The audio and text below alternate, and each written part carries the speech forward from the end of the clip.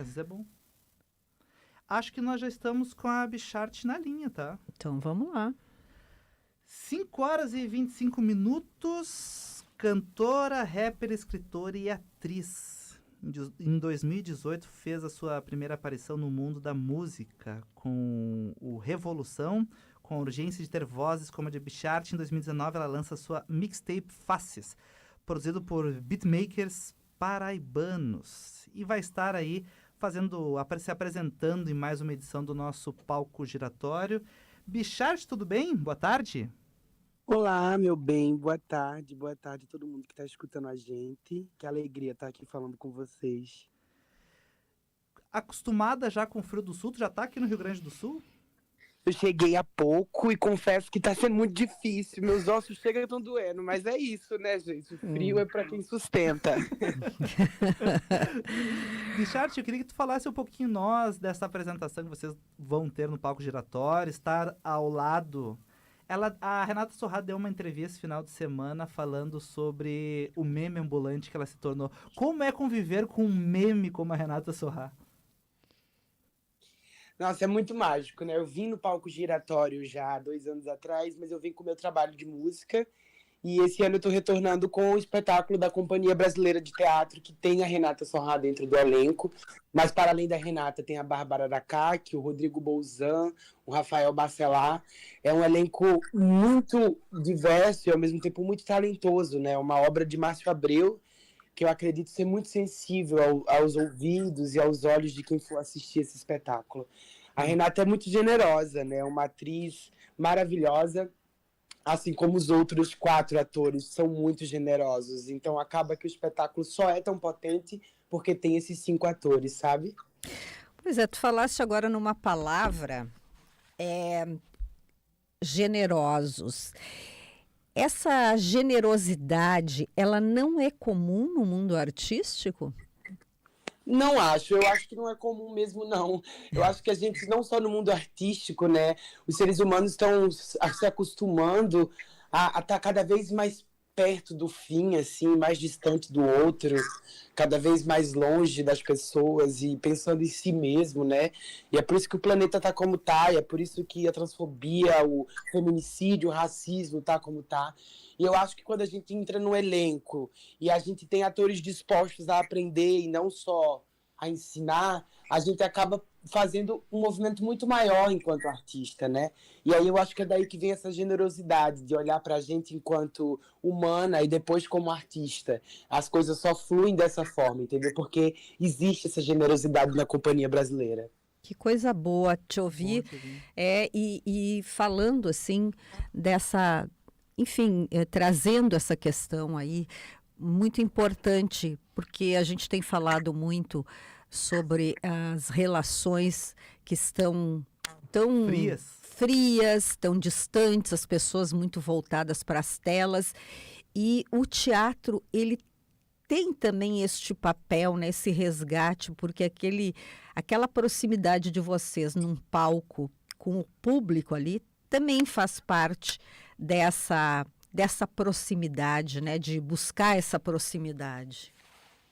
Não, com certeza. Eu acho que o 6º ator desse espetáculo é o público, né? A gente sempre costuma muito falar isso, que a gente faz pensando mesmo em abrir essas cabeças das pessoas, né? E mostrar como a ciência, a música, a diversidade, ela pode ser compreendida se a gente quiser.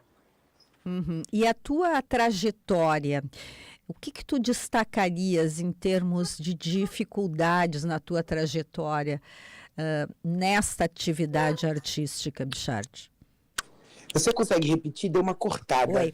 Eu perguntei o que tu destacarias na tua trajetória artística, quais foram as principais dificuldades que tu enfrentaste?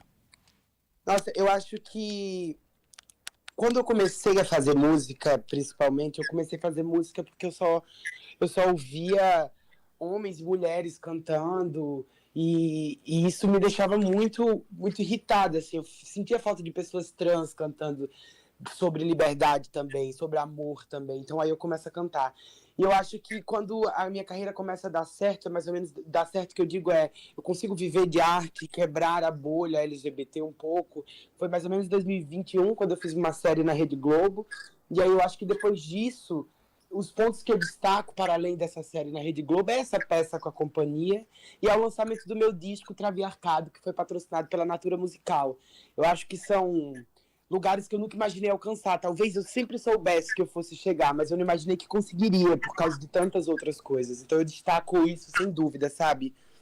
Tu achas que o Brasil, o povo brasileiro ainda é muito conservador nessas questões de gênero?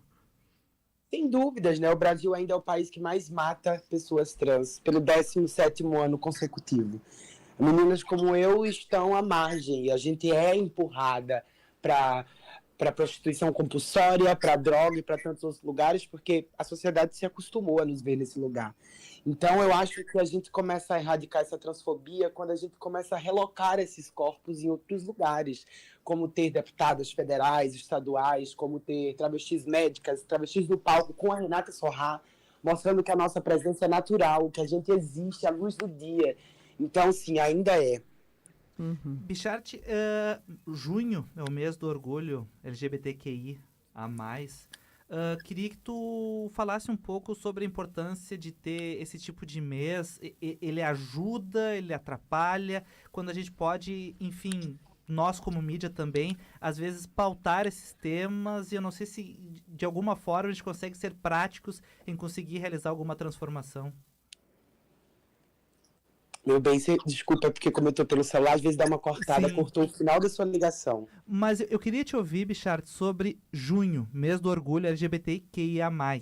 Queria te ouvir sobre a importância ou não de ter meses como esse que trazem à pauta, principalmente a mídia, a imprensa, essa pauta em voga, esses debates que acontecem, essas falas, elas são produtivas, elas não são?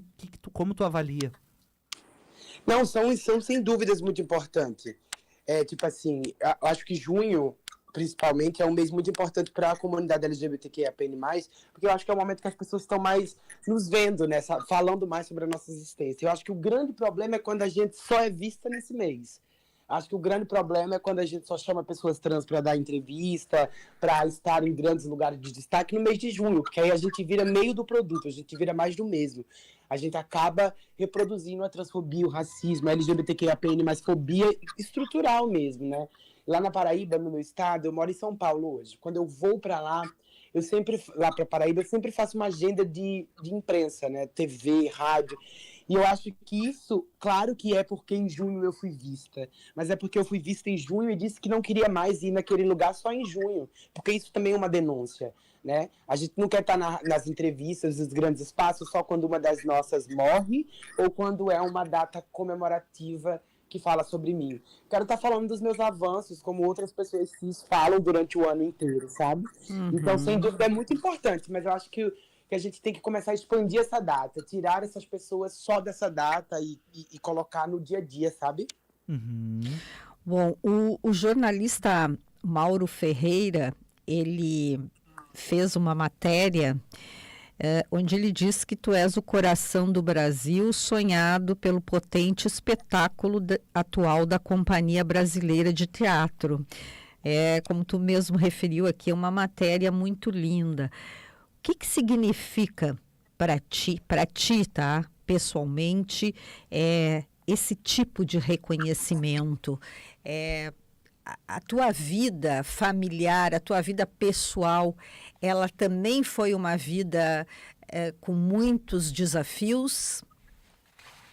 Muitos, né? Eu acho que quando você já faz arte sendo trans, nesse país, que mais mata pessoas como eu, já é um desafio. Mas fazer arte vindo da Paraíba, que é o Nordeste, que o país também é muito xenofóbico, é um outro desafio. Essa matéria mexe muito comigo, porque eu canto a música Magrelinha, né, do Luiz Melodia, no espetáculo. É um artista que eu já era muito fã antes da peça. Mas, ao mesmo tempo, quando ele fala que eu sou o coração do Brasil, isso me pega em tantos lugares, né, positivos e negativos, mas, ao mesmo tempo, de reflexão.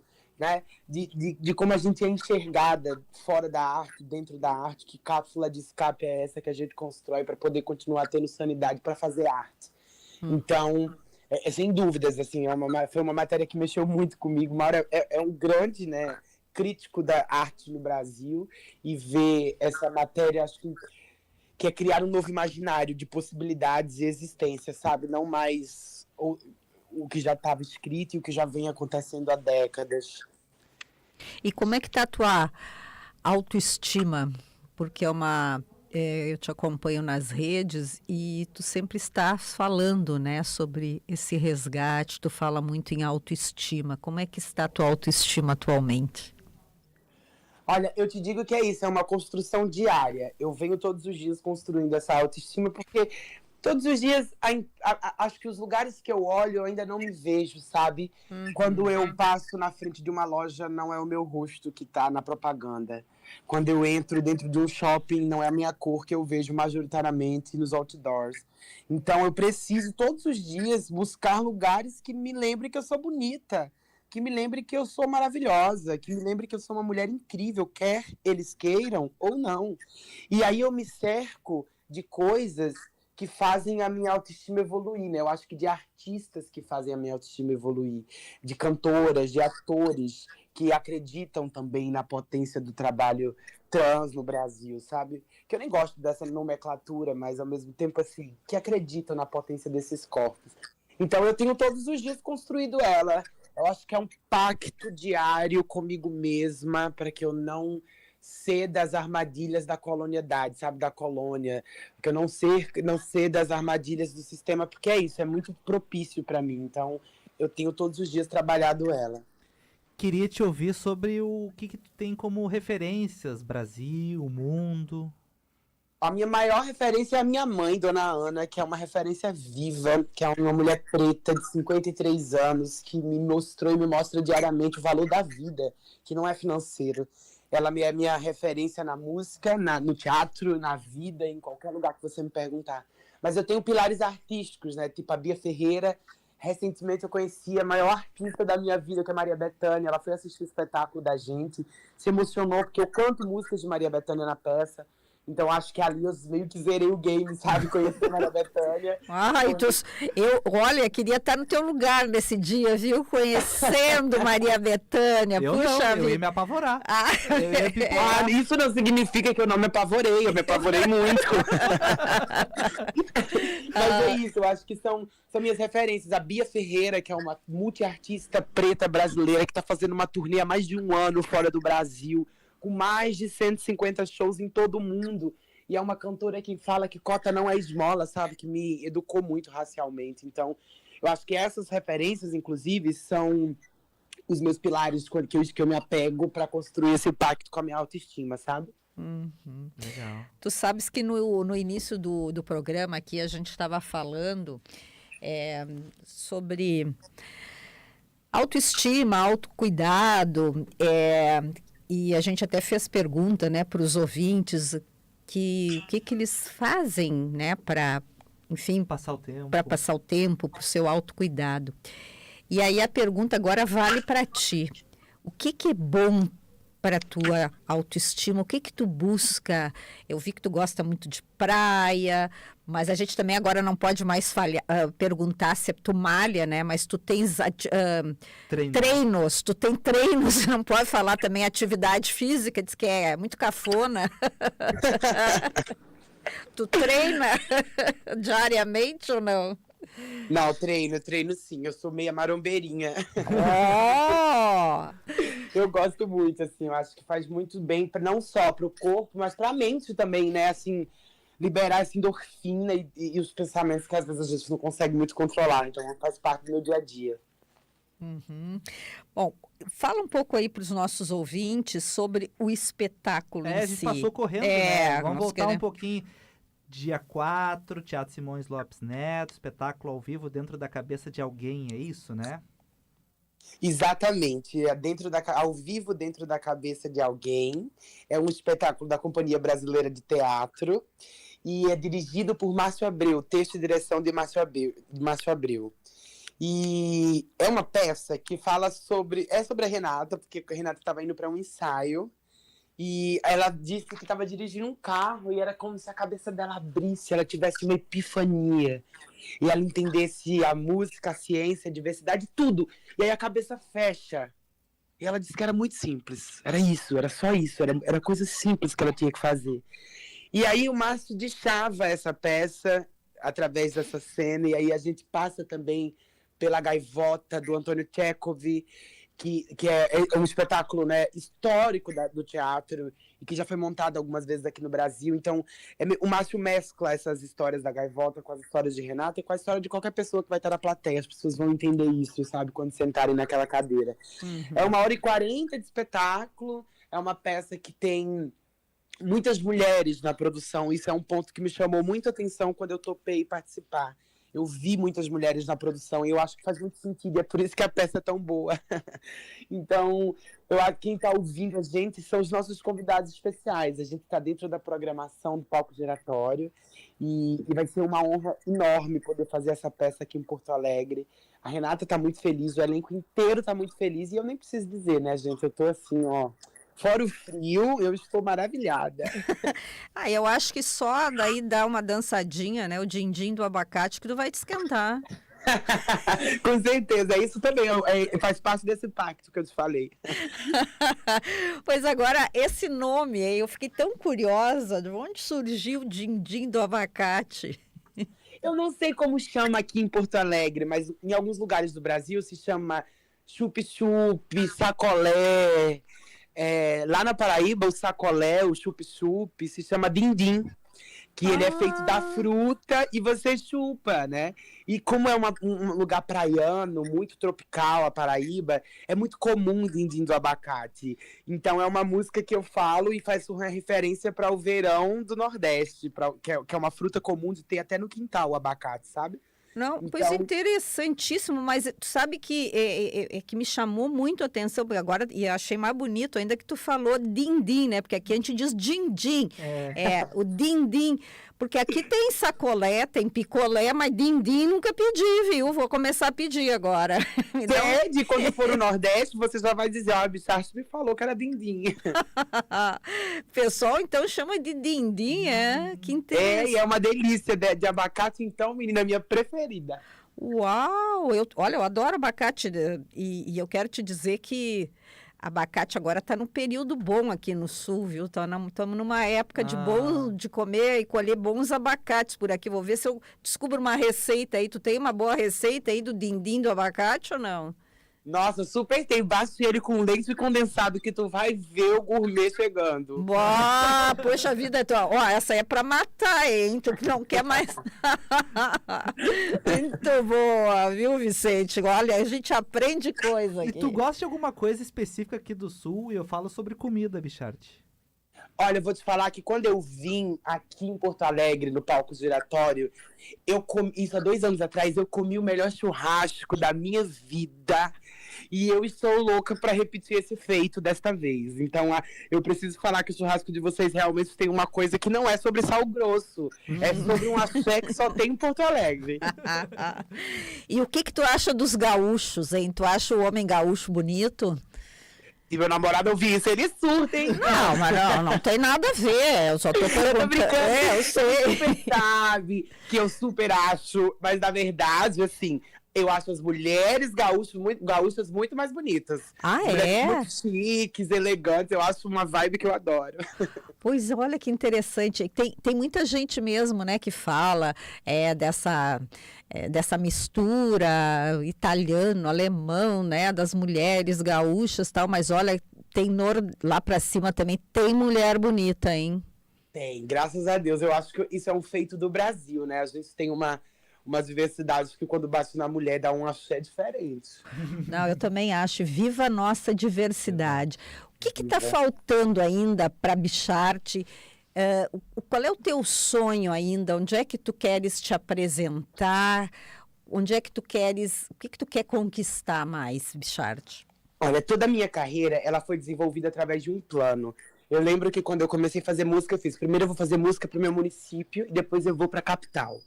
Depois que eu consegui tocar em todos os lugares da capital, eu fui morar em São Paulo e comecei a construir minha carreira.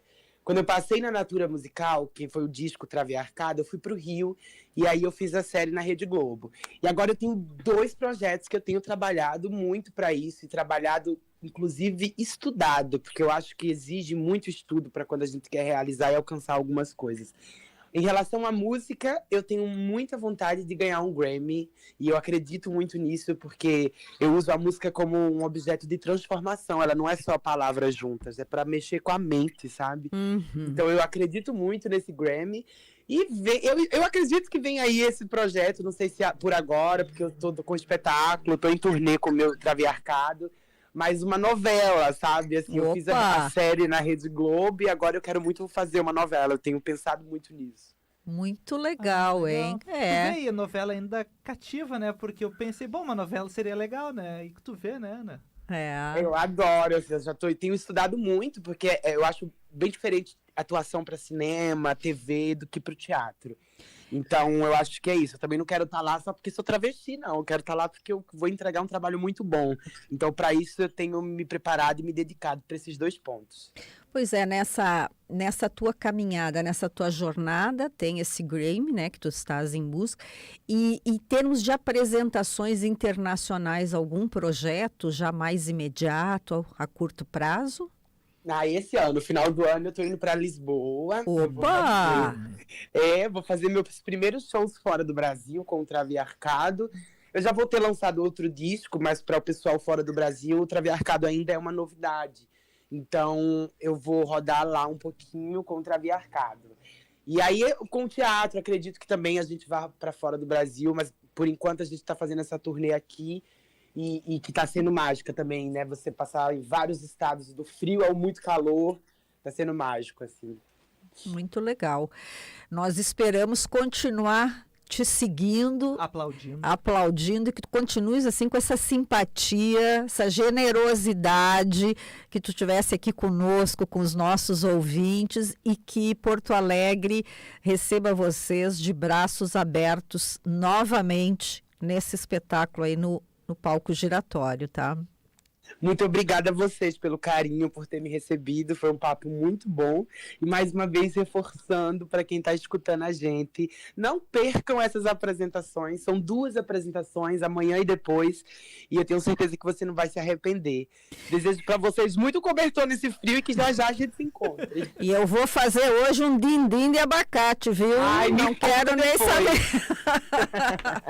Um beijo, querida, e sucesso para vocês. Pra nós, um beijo. Tchau, tchau. 5h47, falamos aqui na Band News FM com a Bichart, cantora, rapper, escritora, atriz. E um monte de coisa, e um monte de coisa. Um baita ser humano, uma querida, olha só, muito legal, Vicente. Eu sempre sugiro o Spotify, tá, Ana? A pessoa, se quiser buscar as músicas, ou enfim, preferir o YouTube, mas acho que às vezes vale a pena, sim, ouvir. E tem a dancinha do din-din do abacate, eu quero te dizer que vale muito a pena. Muito bom, Vicente. Olha, a nossa ouvinte aqui, a Maria de Fátima, amo abacate com leite condensado ou